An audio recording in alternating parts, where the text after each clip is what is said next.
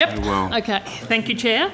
I want to talk about the discussion paper that was released in September about the proposed changes to the curfew at Essendon Airport. So can you tell us what precipitated these proposed changes?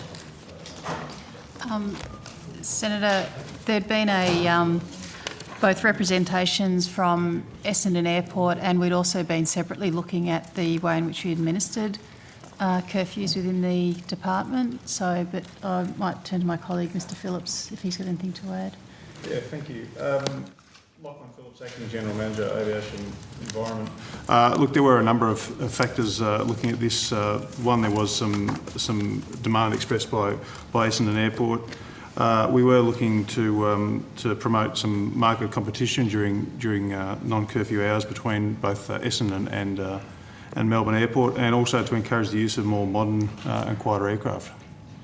And was there support for them, or did the proposals come from the jet operators themselves, or was it just the airport? I think, Senator, that the airport had been discussing with operators at the airport, but the actual proposals came from Essendon Airport management. I mean, it seems that they're pretty squarely designed to benefit the jet operators. You'd agree with that? Well, no, Senator. I think some of the options that have also been included, so for example, removing the non-emergency helicopters and propeller-driven aircraft from operating during the curfew is actually something that would assist the amenity of the community around the airport. But allowing, on the other hand, then allowing jet aircraft to land during the curfew. So, swings and roundabouts. That's right, Senator. So the community had just a few weeks to respond to these proposals. How long was the consultation period? The consultation paper went out, I think, on the 11th of September, and we had submissions through until the 10th of October, but we have had some subsequent meetings with the community following the end of that consultation period. And if I could just add, Senator, we did, in fact, the Minister announced an extension of that submission period through the 24th till tomorrow. Okay, till tomorrow. Good. So and when is it proposed that the changes should be introduced if there's a decision to go ahead? Oh, Senator, we'll take into account the responses that have been received on the consultation paper and then provide advice to the Minister, and then it'll be up to the Minister's discretion in terms of what changes, if any, are made and what the timing of those would be.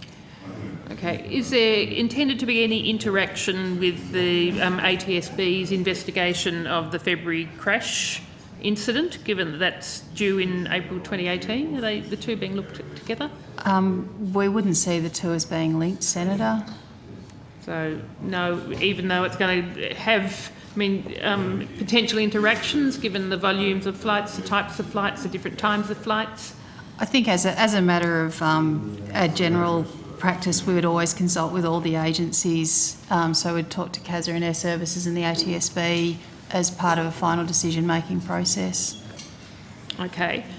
With reference to the proposals to lift the permitted weight limit for jet aircraft to 55,000 kilograms during non-curfew hours, and to allow jet aircraft which meet strict noise criteria to land during the curfew hours, I've had lots of local residents very, very concerned about these because they feel the curfew is essential to their sleep. Given those two changes, would you agree that these changes will result in more noise at night for local residents? Senator, I think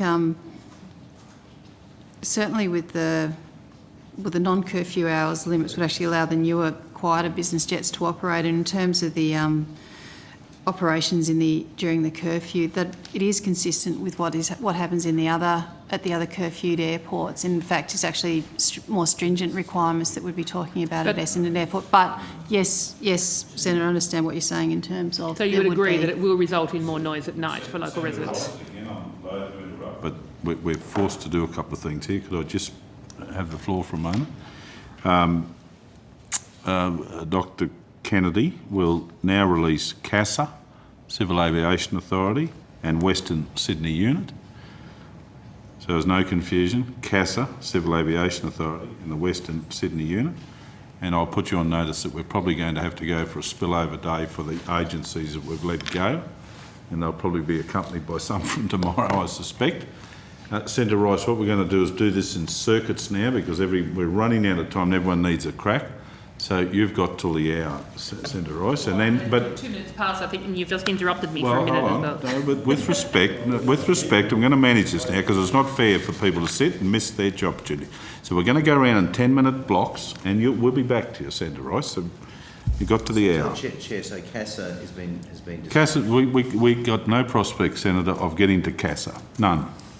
We're 4.5 hours behind our schedule. Senator Rice, you have the floor. Okay. So, confirming that it will be noisier for residents at night under these proposed changes. There will be new jet aircraft operating during the curfew, but Mr Phillips? Yeah, if I could just clarify that the replacement of new modern jet aircraft at a stricter noise standard could actually reduce some levels compared to some of the propeller aircraft that are operating at the moment. So it's not actually a like-for-like replacement with the propeller versus the jet aircraft. So what's for the propellers?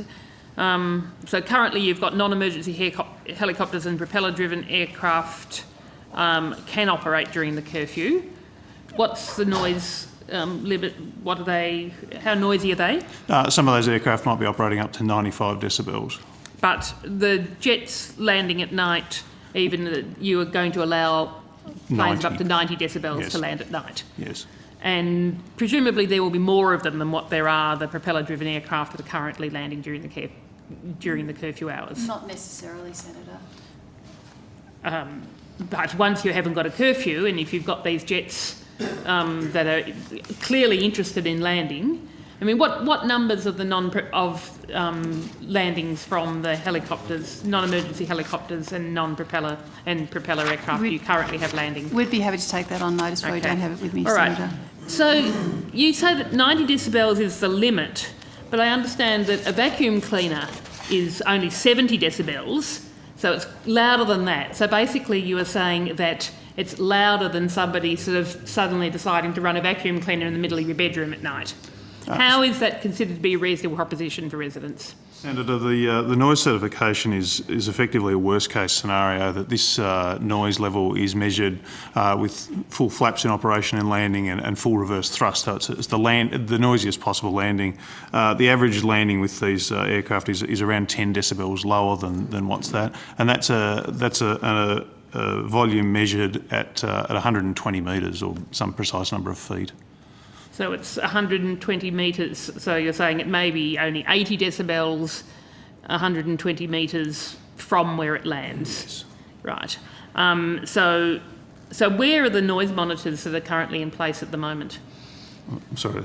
I have to take that on notice, Senator. Okay, and so the measurement of that 90 decibels will be at 120 metres from where they land. Will there be noise monitors in place at that?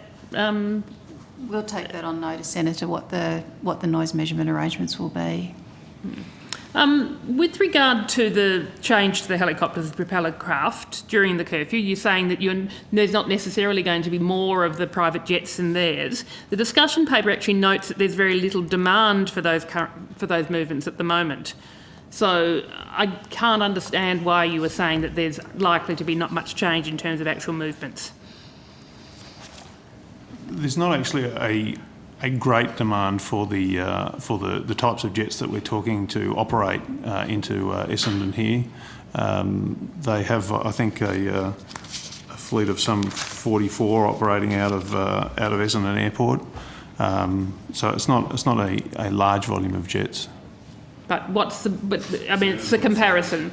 It's the comparison between the two. So I mean, it just seems to me that where did the proposal come from in terms of that second one? It seems just like a sweetener to make it seem reasonable to allow private jets to operate during the curfew. That's the last question, Senator Rice. I think, Please answer. Just in terms of the why, it will provide those limited number of jet operators more flexibility than they have at the moment, but we don't expect there to be a significant number of them actually taking up the option. It's between 11 and 6, so there's not a strong demand at those times. But as I said, we'd be very happy to take on. What's been put to me. Senator Xenophon, do you have the call? I'll try and do this in 60 seconds.